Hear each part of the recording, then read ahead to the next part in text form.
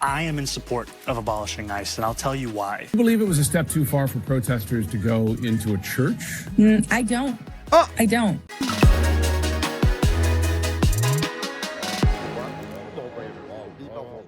We got to check in with the Democrats, at least some of their leading media figures and big name political leaders like new mayor of New York City, Zohran Mamdani, who just went on The View and decided not to make good faith criticisms of ICE operations, not to call for better protections for civil liberties, or to say that, we need to have ICE officers take off the masks. We need to know who they are. We need to not to critique the process or talk about people who've been caught up unfairly or whose rights aren't being respected, all of which I could get behind. He instead decided to go on The View and call for the total abolition of immigration and customs enforcement, aka ICE. Listen to Zohran Mamdani letting his radical freak flag fly on The View. Well, Mr. Mayor, in light of recent events, there have been renewed calls from prominent Democrats to abolish ICE. I want to know where you come down on abolishing ICE and if you believe that ICE has any legitimate law enforcement role. I am in support of abolishing ICE, and I'll tell you why. Because what we see is an entity that has no interest in fulfilling its stated reason to exist. We're seeing a government agency that is supposed to be enforcing some kind of immigration law, but instead what it's doing is terrorizing people, no matter their immigration status, no matter the facts of the law, no matter the facts of the case. And I'm tired of waking up every day and seeing a new image of someone being dragged out of a car, dragged out of their home, dragged out of their life.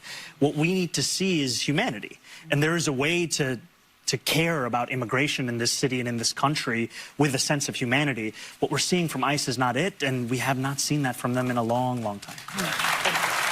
So, it's really nice to have you here. You make sense. Thank you. Yeah. Well, because it's important, And oh my gosh. I love the hard-hitting journalism from Whoopi and the ladies of The View, pushing back and asking the tough questions after a leading light in the Democratic Party takes a pretty extreme stance, which of course I'm always open to debate and dialogue, even about hot takes and contentious ideas. But if you're the host of a show and somebody drops a pretty radical take, we love you, you're so amazing, you make so much sense, isn't exactly the go-to response that I would recommend if you're looking to engage in serious political journalism of any kind, even opinionated journalism or commentary. But they're really not. They're just doing PR. And somehow ABC News thinks that's a public service. But actually on the substance of this, I want to discuss this because I have covered on this show and have made many critiques of the way in which ICE is operating at the moment. And I think genuine pushback and calls for a better procedures and process and training is well warranted. But when you take that step further and you say, abolish ICE, that means in most people's mind, getting rid of this agency, which despite what Zohran says, I don't agree is totally detached from its main purpose. If its main purpose is enforcing federal immigration law and they're conducting raids to round up and deport illegal immigrants, that, whether you support it or not, actually seems pretty directly connected to their purpose of enforcing immigration law.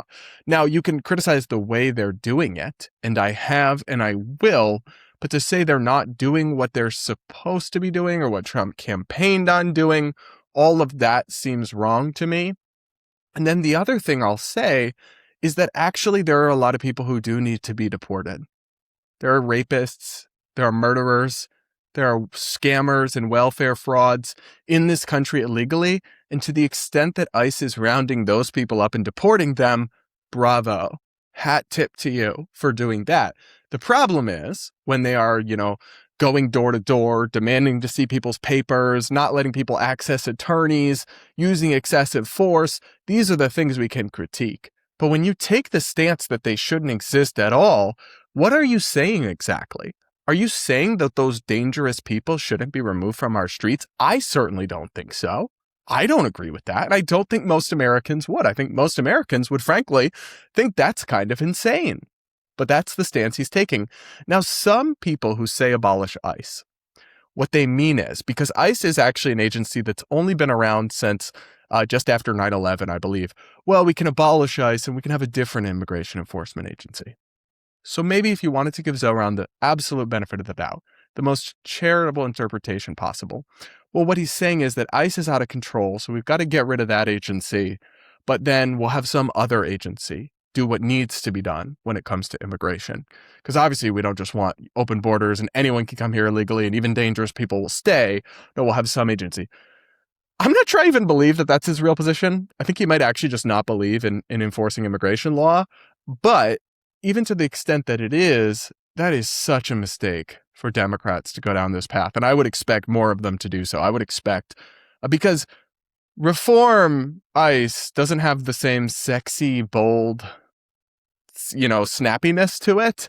And it doesn't rile up the progressive base, which genuinely I think a lot of them don't really believe in deporting anyone or having borders meaningfully enforced in any way. The problem is most of the country still believes that, even if the progressive base does not. Now, so I guess what I'd say about that is you're falling into the same defund the police messaging trap. When that was a narrative that emerged in 2020, some people who said it, like Democratic officials or what have you, would then go on to be like, well, when we say defund the police, we mean partially changing some of the funding to community interventions that aren't police, but we're still going to have police. But what people heard was get rid of police. They heard it as akin to saying abolish police, which is insane and strikes most people as insane. And I think the same thing will happen with abolish ICE if they rally behind this, that people will not interpret it with some kind of nuance like get rid of this agency and move it to a different department that will then enforce the law in a more compassionate and restrained way.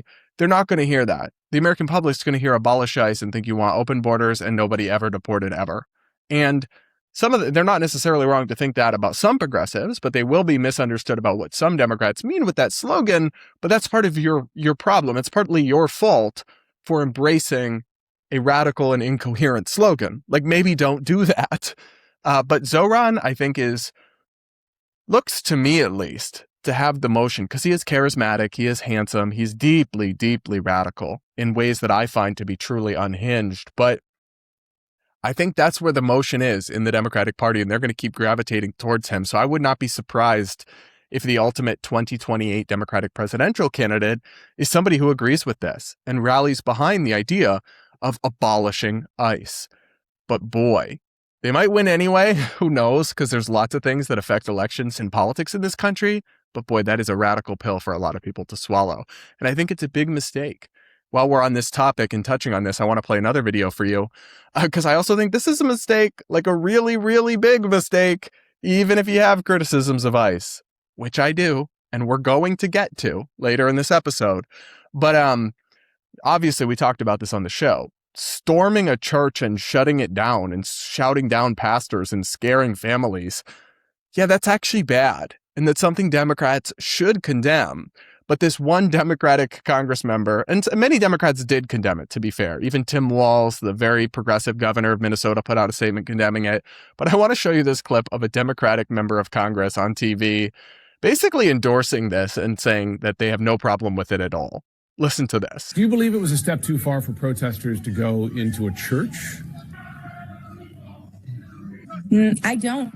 I don't. I think that when they find out that someone that's supposed to be speaking for the community in church is found out to be an ICE, like a federal agent that is running ICE in their communities, they have the right to go in there. Churches have always been an open door. And from my understanding in the videos that I saw, those protesters were not violent in any way. Y'all, that's levels of Delulu I haven't seen in a minute. What do you mean? The doors are open. Yeah, to go and sit in the pew, not to go and storm the stage and shout down the pastor. And what they did seems to me, at least, and to even many liberal leading legal analysts I've seen on networks like CNN, be a pretty clear-cut violation of federal law. So it's actually not just peaceful protest. If they wanted to picket on the street outside the church, they could. But to actually go and disrupt the church service to the point where they're infringing on their rights to practice their religion and their freedom of speech, that's not just a peaceful protest. And the fact that you have Democratic politicians on television defending this insanity is a really, really bad look for that party and the way that they're responding. And it sucks because from their own perspective, it sucks because they're actually starting to win over the public on ICE and deportations going too far. And the polling is not looking great for Republicans and Trump on that issue. And this church incident seems like designed in a laboratory to repulse people, normal people, and make them more sympathetic to ICE operations and less sympathetic to the protesters. But even with that in mind, they don't have the common sense to know that this is a delusional thing to double down on. Wow. Just wow. That's all I have to say about that astonishing clip and about Mayor Mamdani. Zamdani. It's Zohran Mamdani. We'll call him Zamdani, like the what do they call it? The thing that cleans the ice in hockey, because I'm a sporty person. That would be a Zamboni. Mayor Zamboni. Anyway, guys, yikes. I'm already just astonished by how much delusion we've encountered in one podcast sitting today. But thanks so much for listening. Let me know what you think in the comments below. Make sure you're subscribed and all of that.